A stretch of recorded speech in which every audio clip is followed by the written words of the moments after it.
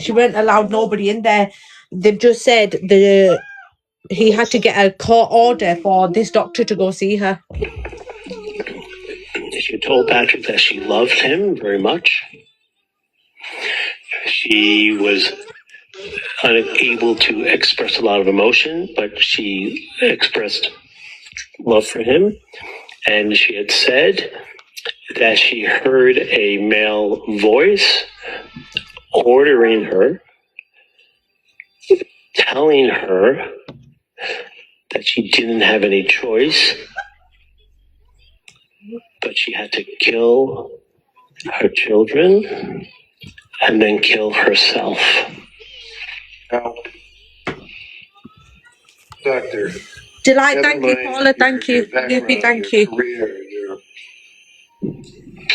Jax, thank you. Did you tell Lindsay Clancy to lie or make that up, pretend that she was hearing voices? No. You had any conversation? She has cockapoo. To her at all? That she should say she heard voices or anything like that? Absolutely not. Why did you let her? I'm gonna have to send you the videos. I let her call her husband out of human compassion. Sam, thank you. As time went by, did I then... Oh, by the way, you've testified for me on other matters. If you want to jump up, you can jump up, girls. About 20 years? Yes. And we socialized Wendy, together? thank you. Guys, 22 more families if we can, please. Hi, Lily. As you worked on the case, can you tell the jurors what information you had access to that would allow you to continue with your investigation as a psychologist? I had access to her clinical records. Many that were discussed here. Emergency records, grand jury minutes.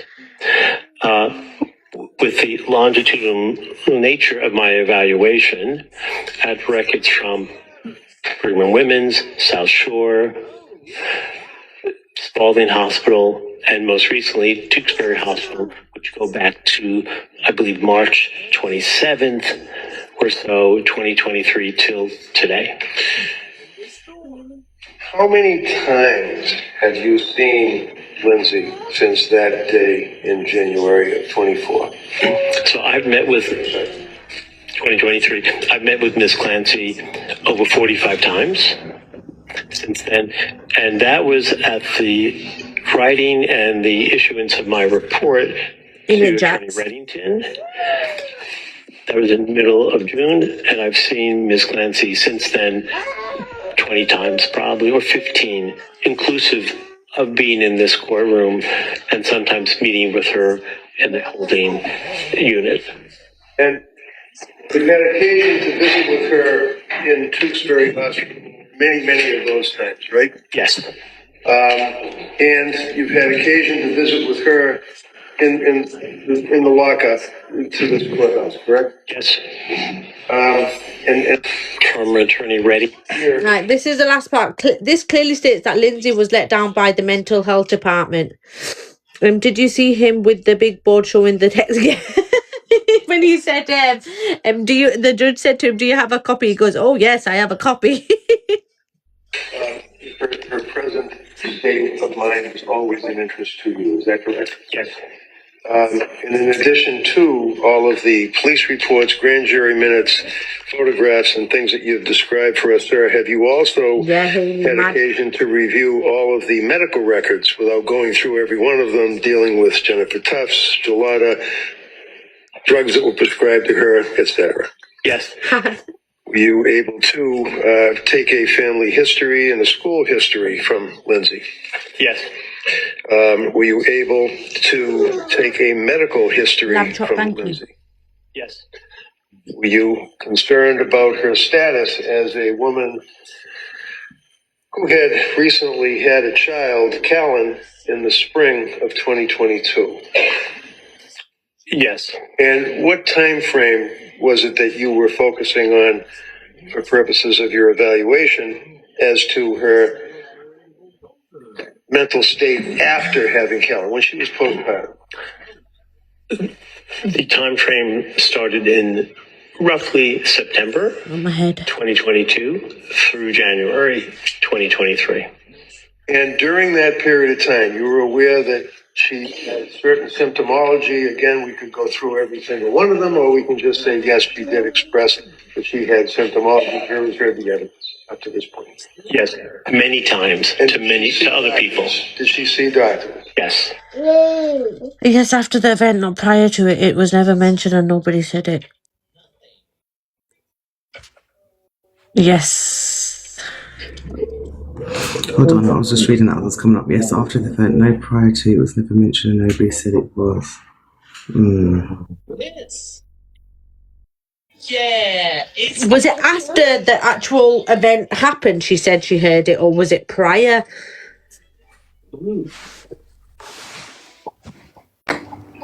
It's a key piece of evidence because her defense is arguing that she was suffering postpartum psychosis and that she did this not knowing that she was doing. She had no understanding of the acts that she was committing, and in all of the evidence that's been presented by family members and by the documented meetings that she had, she'd never mentioned a voice, let alone a male voice speaking to her.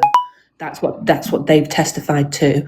It's true what Hazel said, that in Patrick's testimony, he said that she told him that she heard a male voice telling her to do this to the children and to herself. But that was after the event and not before. And that's court evidence. Oh. Yeah. So if there's something done after the event, not before. I thought it was done before the event. No, it wasn't. It was actually on the phone call that this doctor that we're listening to now, this consultant that we're listening to now, when he put her on the phone to her husband and he actually heard her say it himself, this is what she told her husband. A male voice told me. She is the opposition of us that believe her husband did it. Cockapoo believes she done it. The thing for me is a husband may have been negligent in his duties as a husband because of the things that were going on in the home and what she was saying and how she wasn't being she wasn't getting the right support and attention, and his head may have been somewhere else, but that in itself isn't the crime. The crime. So do you feel like he was manipulating, narcissistic? Do you feel like there was coercive and emotional abuse in the household? There's no evidence of that. So you can speculate, but there is no evidence of that, and that in itself doesn't lead someone to unalive their children. I don't think he was like hurting her. I think he was just in I doubt it. I think he was belittling her and not helping her as much with the kids or anything helping her with the kids, and she was in psychosis anyway, and I think it affected her mentally so much. I do believe she did it, but I don't think she was in the right state when she did it. With regards to Patrick, so there are many. I would say many men would say that they could not and would not understand a woman going through postpartum psychosis. So but he wasn't there for a long. But he wasn't there regardless. Anyway, he was obviously clearly having an affair. He didn't pay no interest. Even when she was at work, the children monitors were on. She had to do her own welfare check on her husband to make sure the children's okay.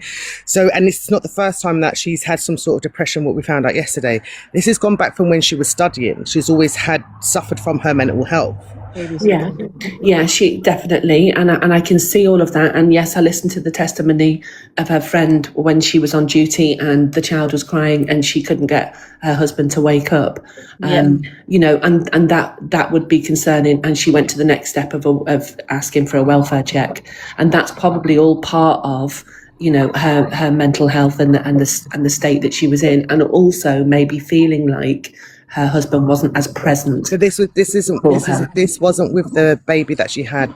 This was before she had the child that she had the postnatal depression. Yeah. But none of the timelines add up to what he was saying how it went down. It does nothing. There's something off. I'm not there. To me, there's something off. I'm not saying that he's done it. I'm not saying that there's something off.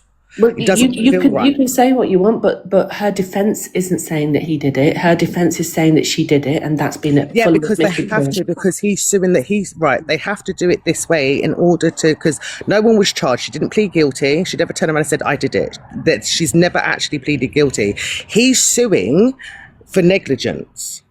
The only way that they could do this, and he said, the only way I will testify is if you don't go through my phone records. He's suing them for negligence. No, that's not true. That's not that, Hazel. That's not true. He didn't say the phone records. He said the evidence of his pictures of his children and the 911 call. That's the only reason he's testifying, is because he said that I don't want to see the pictures of my kids or the 911 call. That's okay, but he's still suing them for neglect for what he's what? So I agree. No. But so regardless of the money, take the money out of it. Do we all think, based on the defence evidence presented so far, that this woman got the treatment that she was absolutely? Oh God, no, she got let down badly. No, she got let down. So therefore, he is a father who doesn't have his children, and regardless of what the situation was with him and his wife, he doesn't have his children, and therefore I would also, in that sort of society in America, which is litigious, I would also be suing them as well. Yeah, but I'm not being funny. For him to sue that after you wasn't even there for your wife before or after, you took 1.7 billion, you remarried within how long? 3 years. However long it done, and then now you want to then sue them because what? To me, that's just for money grab. I'm sorry, I don't think he's cold when he speaks about the children. You see videos of him being completely distant. You don't have to like him. You can judge him based on that, but actually, you can't say because you don't like him or how he's turned up in court. No, I'm just saying, like, he's also let her down as a partner. If you're going through, I would say so. Yeah. Yeah, I think he let her down badly, and this is what it is. I know what it's like to be in a relationship and you feel like you're a single mum to a grown adult. Do you know? You might as well just be a single mum. Do you know what I mean? When everything's on top. You could also say that her parents failed her. You could also say, because her mother was there, left, right, and centre. You could also lay some of the blame on her mother. I wouldn't, but you could. I'm sorry. Hold on. You can't because, and when the defence was saying, you only saw your grandchildren once or twice a month. My parents hardly even fucking once a month, if I take him.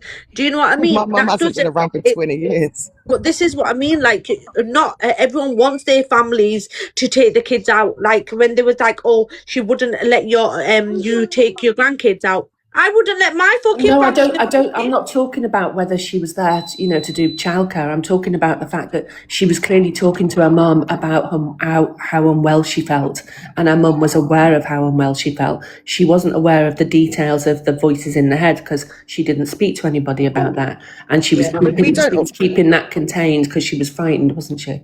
Yeah, she was frightened they would take her kids. But we also don't tell everybody our mental health. We have a go-to. Like, I don't know about anybody else, but I know if my mental health is failing, I have a go-to person that I go to and speak about my dark thoughts. I don't tell everybody because you don't know who's going to throw it back in your face after. It's those that you trust the most. Do you know what I mean? Yeah. So I don't tell my mum, trust me, if I was to tell my mum, listen, I told my mum was having a bad mental week this week. She told me not to play victim. So won't be going to her again. Do you get what I'm trying to say? But I can go to an auntie where she'd be like, right, what do you need to do? How do you feel? What breathing techniques? So going back to the case side of things, with regards to what the prosecution and the defense is trying to prove that she didn't know what she was doing when she did it, and the prosecution is saying that you can be failed by the system, you can have postpartum psychosis, and you can still in that moment know what you're doing. That's what the prosecution are trying to put across to the jury who are going to decide. Yes, I do think as well that you do have a sense of, some of them I don't, because I know of people who have been in psychosis that have been running around naked in the streets. Do you know what I mean? They don't know what they're doing. I've done things that I forgot that I've done. However, like you all know, I've been sectioned. When I was when I had got sectioned, I still can't remember till this day how I got to the hospital. Do you know what I mean? So you don't realize. However, sometimes when I'm on a high, I do remember things that I'm doing. I just don't give a fuck that I'm doing it. But the thing is, and this is where the prosecution are trying to reinforce the fact that she knew, it's because they're saying there was a lot of planning and normal behaviour on that day and in the lead up to it. So what they're saying is, yes, she was unwell. Yes, we're not disputing all of this other evidence, but what we're saying is, on the lead up to and on the day, she was behaving fairly normally. Yeah. So what? Okay, then. So what's your opinion? So we can, well, we all can know that she's guilty. She's done what she's done. Do you believe she did it because she was sane, or do you believe she did it because she was in a psychosis? I haven't heard all of the defence evidence right at this moment, so I've not come to that conclusion yet. Okay, I'm watching it. No, I'm not. I'm watching the case, and I'm trying to be as data driven as possible, because I started off thinking Patrick did it, and then when I started to really look at the evidence, I thought I've made a massive mistake here in my thinking. I'm going to actually pay attention now. Oh, really? Yeah. Oh, that's interesting. Because I watched fucking TikToks. No, I've been watching the trial. No one's seen me from 2 till 7. I've been in there listening to everything and cross-examining it. I still feel like there's something off. However, for me, it's the injustice, especially when it comes to women's mental health. Like, we are never seen, we are never heard. They always just say it's hormones. They don't take it seriously. We get let down and failed in so many different directions, if that's with partners, families, the medical professionals. For me, this is an eye-waking up call for them to shake up and do what's right for women with mental health, and hopefully we'll have less of this. And I think that because of life experiences, which can create some bias about what you hear Guys, can we have a family push, please? Sorry, Cockatoo. It's all right. Then potentially just be really conscious of that when you're listening to the evidence, because that's important. Because all I think about is there are 3 children who aren't here. Yeah, no, that's true. No, I agree, but I do like to counter agree sometimes, just to see other people's points of views and opinions. So, I think as well, we've got to remember, us as mothers and who have got kids as well, we have to take our emotions away, and it's good to have different people's opinions who can see it from a different light as well, because especially with me with the mental health side of things, I think I'm thinking more of the mental health side. However, other people will see it totally different to the way I see it and you see it and Cockapoo sees it. It's nice to hear different people's opinions. You've walked to an extent. Both of you have walked in her shoes in different ways. So obviously you're going to have you're going to fill in some of the gaps because of experiences that you've had and how you felt in certain situations. And seeing it from a different, it's like sometimes I always say there's always 3 sides to the story, then there's the truth. But I always like to look outside the box as well and see it from a different perspective. I know it sounds weird when I say this, but I try and disconnect from my own emotions to see it from a logical point of view without having to feel that emotional balance there. But that can be hard sometimes, especially when you see something, you recognize, oh, okay, I know what that is. Yeah. But no, I respect everyone's opinions. I just find it very interesting. But 2-pack cases next. I'm going to jump down. All right, bye. Right, bye. I'm going to jump down as well. By the way, that's Cockabo. She's part of the Olsen twins at this moment in time.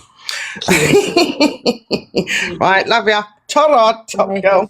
Right, guys, we're not any of the families left. Can we try and complete the family? It is on at 2 p.m. Let me play the rest of this video. If anyone else wants to jump in, they can. 2-pack is still alive. Pinky Pong, did you cancel your superfan on that other account? At the Tufts. Yes. Was that the first time that she was expressing anxiety and her Ash, thank you. about insomnia, and that she went to see Dr. Tufts and she was Angel. The SSRI? Yes. Okay.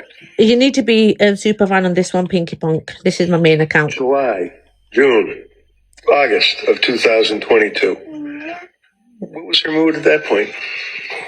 her mood was waxing and waning. Who thinks we should get Haley Comet on the case, because she can crack everything? Smiley face, yes. Sad face, no fucking way. At times, but struggling as well in common sense ways. Having 3 children, ages 5 and under, not an easy task.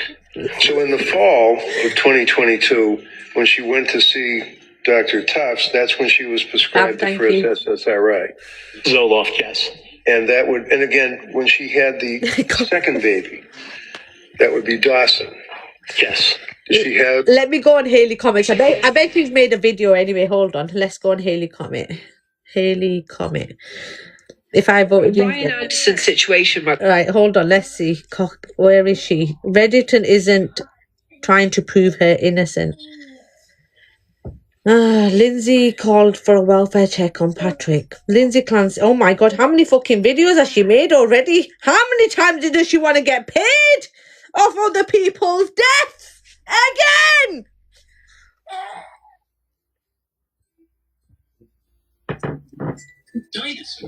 She's sorry, Snow. Snow, how many families have I got left? Lindsay Clancy was attacked right after. I think I've changed my theory slightly on the Lindsay Clancy case, and this because this is her snow boots on the floor here surrounded by the blood, and I think Lindsay was sat on the bed.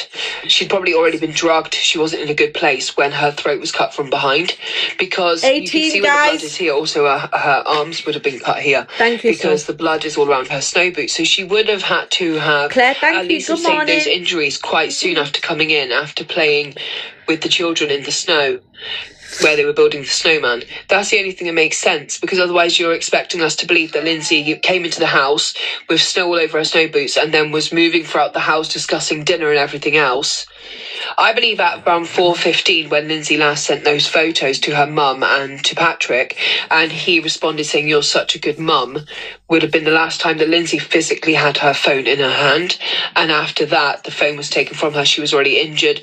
It seems likely she was out in the snow quite soon after that 4:15 that she was laying out there. And then the children would have had to have been hurt after that, after Patrick already come back from the 2 shops. Amy, thank you, Bish. I think I've changed my theories. Now, this case coming out of Lakewood in California is... this video will upset some people, right? Because we are watching the Lindsay Clancy trial, right? And oh my God, her hair's not greasy. She's washed her hair. I think all of us were hoping for was this like defining moment when the defence come on that actually Lindsay didn't do this at all. And what we're seeing is Reddington obviously setting it up for... Morning. Not guilty by least reason of insanity, right? Postpartum psychosis. That is what he's going for. He is not going for Patrick did this. He is not trying to make it seem like Lindsay didn't. His actual wording is very clearly that he is going towards she did this. One day at the Lindsay called a welfare check on Patrick. Testimony, yes. Okay, I'm bored with her voice. Sorry. Anyways. Why are you playing games? What's this all about?